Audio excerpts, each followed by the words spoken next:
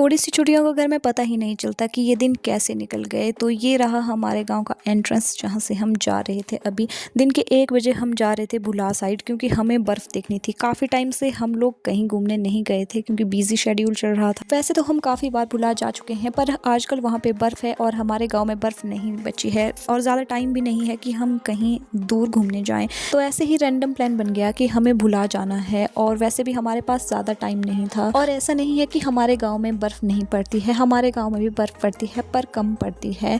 और भुला में आजकल भी बर्फ़ बची हुई है, और जो हमारे गांव की बर्फ़ है वो पूरी तरह से मेल्ट हो चुकी है। वहाँ पे अभी नहीं बची है बर्फ़। तो हमने सोचा कि चलो हम थोड़ा सा बर्फ़ में एंजॉय करते हैं, क्योंकि जिस टाइम जो है फ्रेश स्नोफॉल हो रहा था उस टाइम हम घर में नहीं थे। तो इस बार की स्नोफॉल देखने हम भुला चले गए।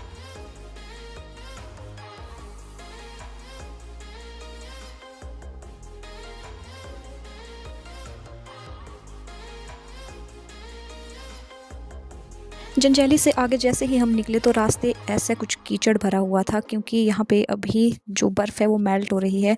तो इससे पूरे रास्ते कीचड़ ही कीचड़ था। गाड़ी का भी बहुत बुरा हाल हो गया क्योंकि पूरा कीचड़ इसमें लग गया था। पर आज हमें बस बर्फ़ एंजॉय करनी थी, किसी भी तरह से हमें भुला पहुँचना था। भुला के लिए वैसे हमने फर्स्ट स्पॉट ये बनाया हुआ था, फिर हमें कोई आइडिया नहीं था कि आगे रोड खुला है या नहीं। बस हम इंजॉय करते हुए जा रहे थे।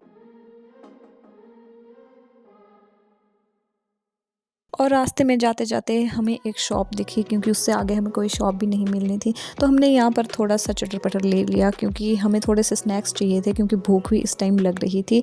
लंच टाइम हो गया था, बट हमें आज लंच की नहीं, बस हमें बर्फ़ देखनी थी, बर्फ़ में ही जाना था और उसे एंजॉय करना था। तो हम यहाँ का व्यू एंजॉय करते हुए जा रहे थे, बट यहाँ की रोड की हालत बहुत ज़्यादा ख़राब थी।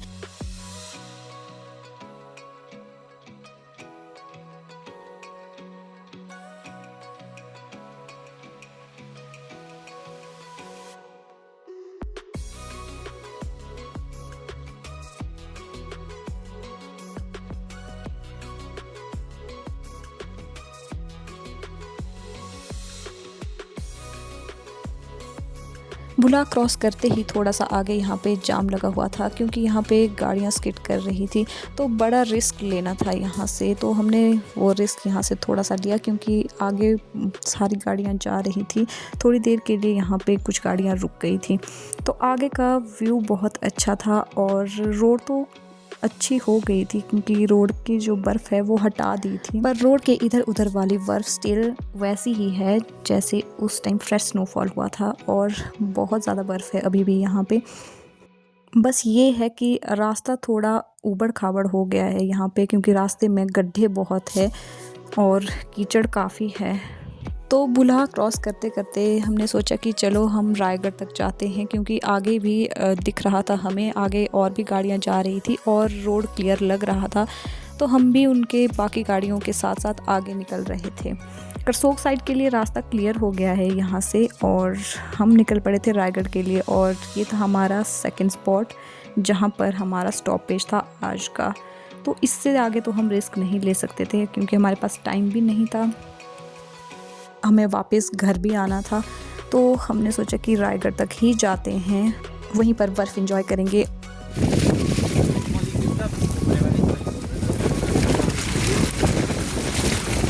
सो फाइनली कुछ देर बाद हम अपने स्टॉपेज पे पहुंच गए थे। जो सेकंड स्पॉट था हमारा वो था हमारा रायगढ़, और यहीं पर हमने गाड़ी लगा दी और यहाँ से थोड़ा सा ऊपर हम चले गए बर्फ़ में।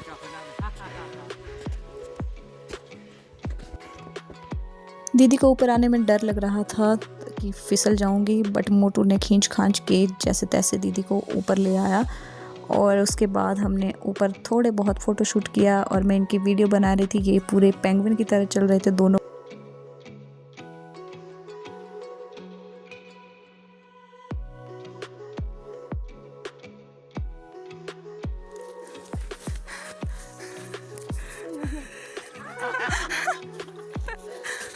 हेडशॉट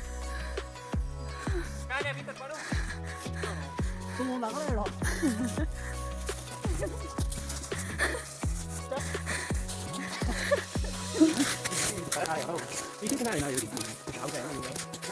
और यहाँ पर मोटू और दीदी अभी भी बर्फ़ में खेल रहे थे। ये अपने मुंह की छाप छोड़ रहे थे यहाँ पे, और विक्की भी यहाँ पे बर्फ़ में खेल रहा था। उसके बाद हम सीधे निकल गए घर के लिए और हमने थोड़ी थोड़ी बर्फ़ यहाँ पे खाने के लिए ली, तो हम गाड़ी में खा रहे थे।